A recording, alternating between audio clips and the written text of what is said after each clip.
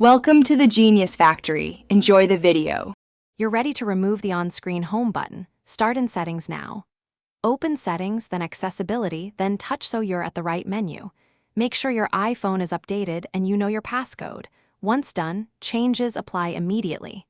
This avoids surprises and ensures you can revert if needed. If you use the home button through assistive touch, this is where it's controlled.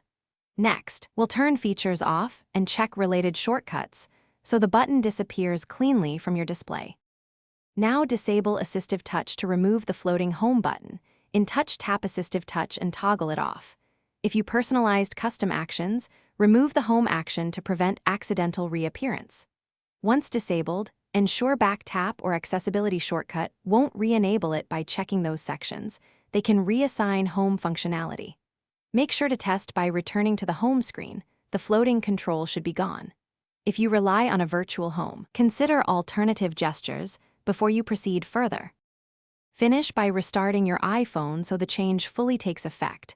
Power off and on, then verify the screen is clear. If the floating home button still appears, go to Settings, Accessibility, General, Reset Accessibility Settings. This restores defaults without erasing media. Once reset, recheck Assistive Touch and Accessibility shortcut. Troubleshooting tip. If a software bug keeps re-enabling the button, update iOS or contact Apple support. Software fixes.